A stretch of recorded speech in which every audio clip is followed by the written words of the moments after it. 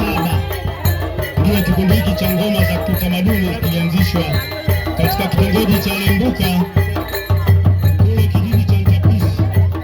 Kwa hiyo ni kikundi ambacho kweli kimeendeleza utamaduni wa Afrika na kuna rekodi ndefu sana, historia yake ni ndefu mno.